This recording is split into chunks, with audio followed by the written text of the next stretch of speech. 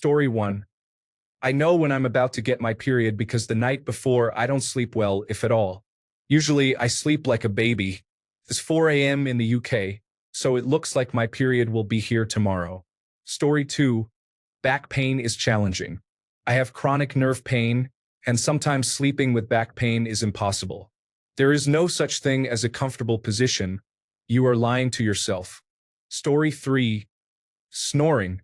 Although I can't lie, it's not only other people's snoring.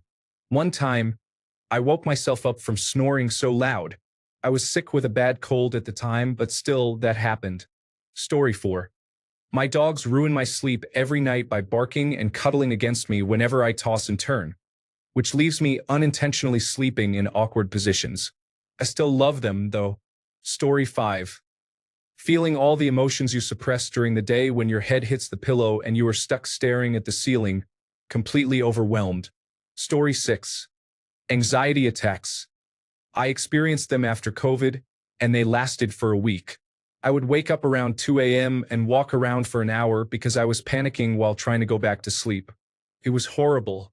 Story 7. For me, it is definitely stress or overthinking.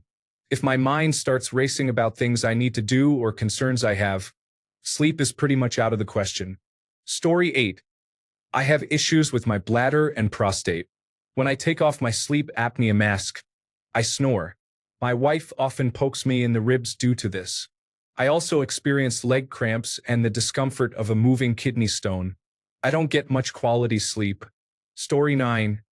Noise is the number one thing for me. Literally any sound besides my fans will wake me up, so I sleep with earplugs and a shut door. Even then, noises still wake me up. Story 10. Noise. People in the house are yelling and slamming doors. I can't sleep when others do not respect the need for rest. Story 11.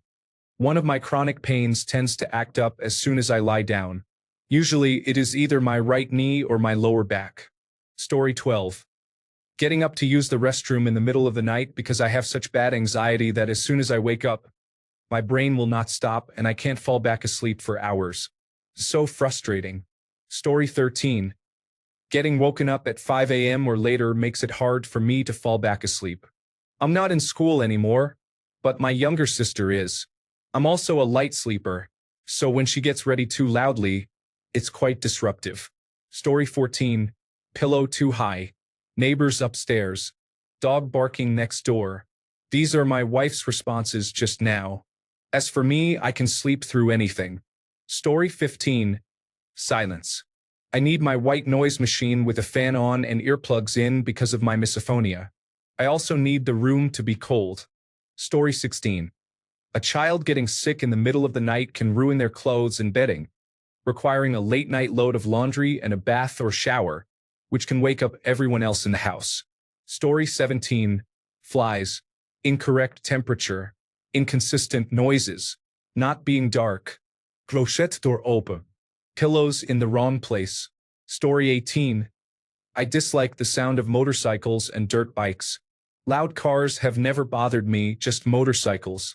Story 19. Waking up randomly at night to remember something that causes me anxiety. The only thing that helps is melatonin mixed in tea. Story 20. Someone else insisting that we cuddle, even though it means I would be uncomfortable, and then feeling them pouting from the other side of the bed. This is obviously a hypothetical scenario that happened to a friend. Story 21.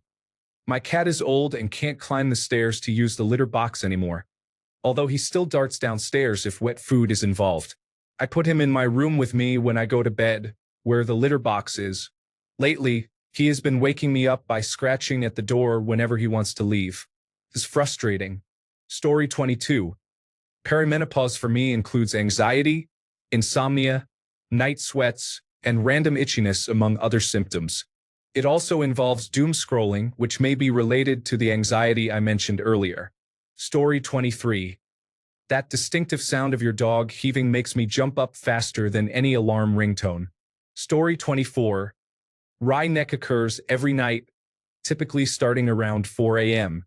It feels like I sleep with a stone in my pillow. Even on nights when I'm awake until 5:30 a.m., I still get a wry neck when sitting in a chair. It must be something spiritual. Story 25. I used to love sleeping with music playing in my earbuds.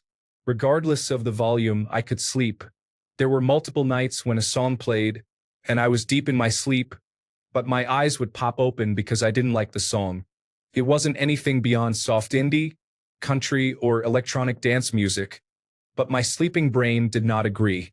I would wake up, skip the song, and fall back to sleep, but the interruption bothered me. So I started watching soft children's shows to sleep, and my brain enjoys the gentle sounds. I can sleep through full-volume electronic dance music in my earbuds, but a song that is skip-worthy when I'm awake is also apparently skip-worthy when I'm asleep. Story 26. A tornado siren is sounding. There is significant thunder and lightning. A dog keeps waking me up to go outside. The cats are having a disagreement. The room is either too hot or too cold. I have an uncomfortable bed while on vacation. The neighbor's barking dog is disruptive. Someone starts mowing or blowing their yard at 7 a.m. I have house guests. I realize I need to get up early to finish packing, go to the airport, and deal with a snoring spouse. Story 27. Waking up to use the bathroom and being unable to fall back asleep for a while, or when I have multiple cats on me and cannot move to get comfortable. Story 28. 3:30 a.m. I have to wake up at 6:30 a.m. That's 3 hours of torment for me. Climate change, war, women's rights, democracy. For 3 hours. Story 29. I was randomly thinking about an ex and how I would have handled a situation differently. I recently went through a breakup. Story 30. Overthinking is my biggest challenge. Some nights I wish my brain had an off switch. Story 31. Having to urinate in the morning disrupts my life. I want to sleep more. Why, bladder, are you doing this to me? Story 32. I dated this girl for a while. I loved spending time with her, but she smoked. Not only would she wake up in the middle of the night for a cigarette, but she would also cough randomly throughout the night. I could deal with the cigarette smell, but the coughing became unbearable. Things were going well, but she didn't think my desire to end things was acceptable. I didn't care how she felt. I needed my sleep. Story 33. The light is on, there's noise and heat. My cats are constantly scratching the carpet. I need to use the restroom, and if I'm thirsty, I actually have to walk downstairs for water. Story 34. Well, my 5-month-old son learned the best way to get our attention when he wakes up at 2 a.m. is to blow raspberries until we wake up. That definitely does the trick. I'm just kidding. It's impossible to be mad when he does it because he thinks it's so funny. But I'm tired, though. Story 35. When I first moved to Florida, the real summer heat kicked in a few months later. One early morning, I was rolling over in bed and felt that my bed was drenched under the upper portion of my pillow. No joke. At first, I was worried that I had been sweating that much, but that didn't make sense. If I needed to sweat like that, my entire body would be wet. I had a window air conditioning unit at the head of my bed.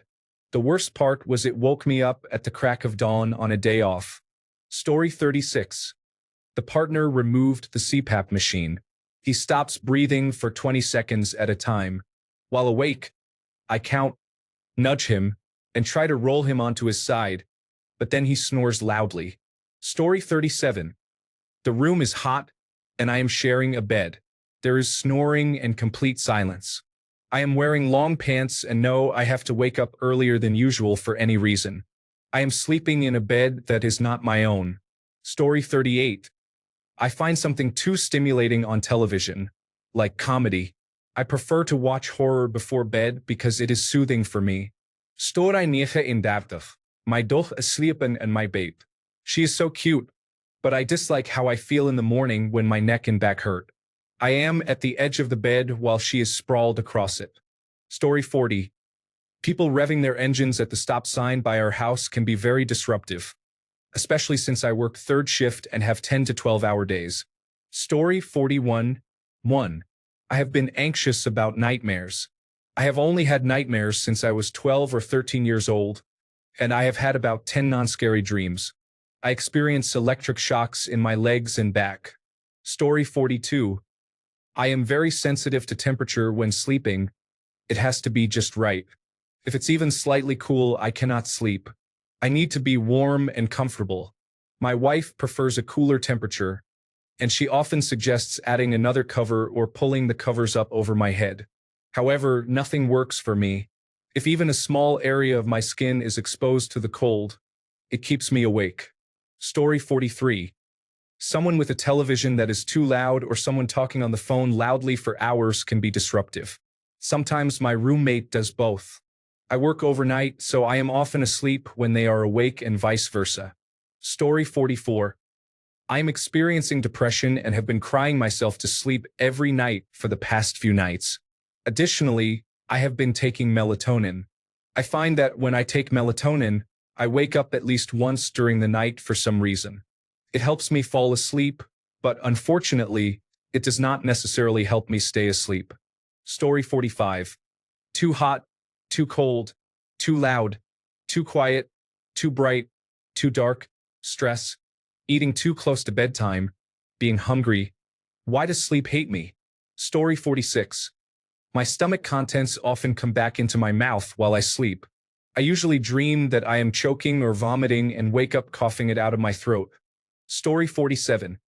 When I have an appointment in the morning, I can't sleep, worrying that I will miss my alarm, even though I am used to waking up early. It is so frustrating. Story 48. When my husband and I have an argument right before bed, he is blissfully snoring within 2 minutes of turning out the lights. Story 49. Pregnancy. I get up at least 3 times a night to use the restroom, and my sleep is poor between those trips. Story 50. When the cats decide they want to let us know it's time for food soon, usually around 3:30 a.m. or just before our alarms. Story 51. Being pregnant is challenging. Almost 9 months in, and I can't remember the last time I slept through the night without pelvic pain, restless legs, or waking up every hour. Story 52. Knowing you have court in the morning and are likely going to jail. I didn't sleep at all that night. Story 53. A conversation is not ending well, and I keep looking at my phone. I have resorted to sending one last message, either apologizing or summarizing, before going to bed. Communicating everything effectively helps avoid regrets. Another issue is not having heavy blankets that make me feel safe and covered. As soon as the blanket falls off the bed, I am wide awake. Story 54. I woke up because it is hot. It would be difficult for me to go back to sleep. This typically happens only in the summer. Story 55. The screeching noise from the roof makes me sensitive to sounds, even when I'm asleep, which easily wakes me up. Story 56. Looking at my phone or having a visible clock in the room is a way I trick myself into not overexposing my brain to light or distractions. Once I doze off after a couple of hours or 4, I still refuse to look at my phone or acknowledge the time. I have full trust in my alarm and my surroundings, particularly the kids, that I will wake up when I need to. This helps me drift off to a restful meditative sleep state for an unknown amount of time. It prevents me from judging my night's sleep and allows me to build my day and mood around it. I can just go about my daily routine, and it helps me sleep almost anywhere. Story 57. Well, I'm 47, so perimenopause is affecting me. I have a constant need to use the restroom, experience night sweats, and currently have a migraine because my period is approaching. Additionally, I have a son with type 1 diabetes, so I deal with low blood sugar alarms from the continuous glucose monitor. Story 58. Upstairs neighbors can be frustrating. In my last apartment, there was a kid who stayed up late, laughing loudly and stomping his feet. Recently, at my current place, the neighbors hosted loud parties until around 4 a.m. on a Tuesday, but they got kicked out. Now, I have a new upstairs neighbor who is a college student. He stays up late, and while I can hear him walking around, he is generally fine. However, he was watching Wicked at 5 a.m. on a Wednesday morning, and I could hear it blaring. No judgment. It's a good movie, but still. Story 59. Someone waking me up, as I am a very light sleeper, and keeping me awake for more than 10 minutes means I cannot fall asleep again after that. Story 60. Misshaped pillow. Occasionally, my pillow feels different, and I wake up with a pounding headache that lasts all day. Story 61. My partner shakes the bed. She pushes one foot against her ankle and then randomly lets it slip off, causing her foot to slam into the bed. This can go on for hours. QR has a diesel-electric locomotive that clatters past, and around 11 p.m., it either rolls by noisily or idles for an hour or two. For 2 years, I had severe allergies that caused me to stop breathing for 15 to 30 minutes each night. This left me feeling constantly fatigued. I had to get my sinus passages widened to prevent the random breathing stoppages. Story 62. Body pain and numbness, restless leg syndrome, and a feeling of intensity throughout my body. I am only 20, and my biggest challenges are my physical and mental health. I do not know what is wrong with me. Story 63. For me, it is a combination of anxiety, loud noises, hot weather, and late-night coffee that disrupts my sleep. Story 64. My toddler is the master at ruining a good night's sleep. I long for the day I can sleep at least 5 hours uninterrupted. Story 65. Indigestion makes me carefully plan what I eat in the evening and at what time. Heartburn and acid can keep me awake all night. I usually take a Rennie and a shot of Moju Gut Health to alleviate the symptoms, and then I only drink water until bedtime, avoiding snacks before sleeping. Story 66. I live next to train tracks. The trains that follow a regular schedule do not wake me or bother me.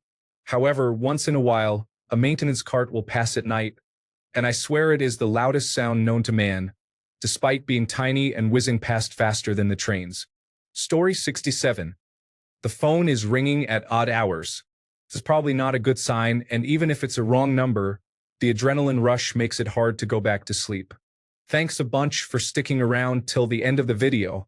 Remember to subscribe, and until next time, stay awesome and goodbye.